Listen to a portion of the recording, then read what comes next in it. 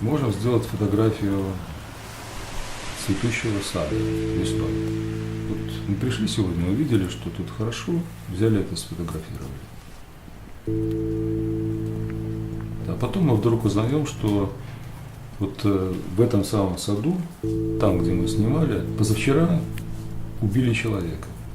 Вот прямо под этими деревьями. И труп его был обнаружен за день до нашей съемки. Мы можем прийти туда и сделать эти фотографии совершенно с другим ощущением.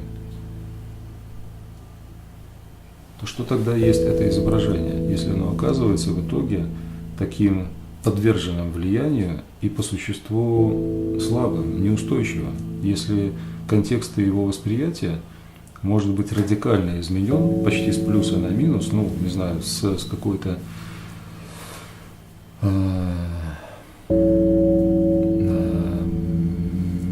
меланхолической позитивности до трагичности.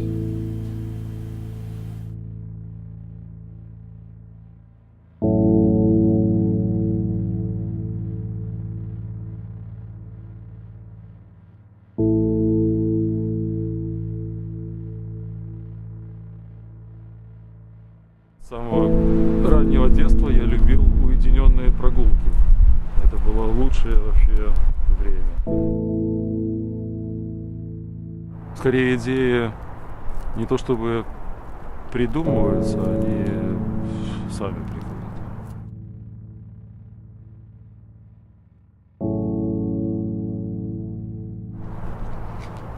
Эмоции, наверное, преобладают. То есть, наверное, у них доля большая, но они не единственные, скажем так.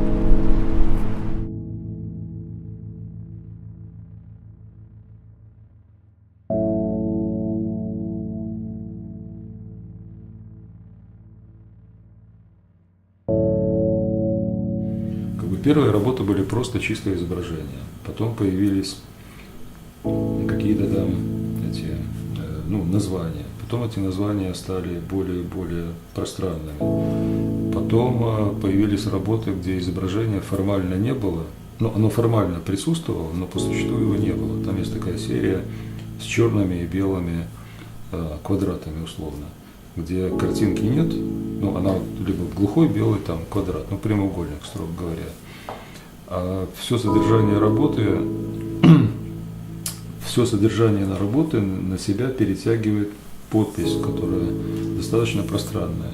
Ну, там, например, есть черный прямоугольник, а подпись ее портрет, сделанный им единственный раз при их последней встрече. Крышка объектива, забытая им, осталась не снятой. То есть фотография есть, она сделана формально, но изображение глухое черное пространство. Но этот факт точно не проходит бесследно. Точно так же и там, художник визуальный, либо там, не знаю, литератор.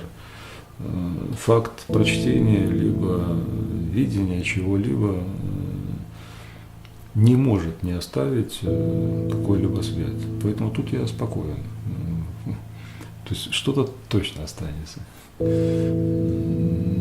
Причем это не обязательно материализованная форма, это не обязательно непосредственно отпечатки, фотографии и так далее. Останется след, и пусть он даже будет неосознаваем самим этим человеком, но это будет с ним всю его жизнь, а в какой-то степени может передаться и дальше, потому что вот эти вот влияния, они передаваемые. Я бы вот так сказал.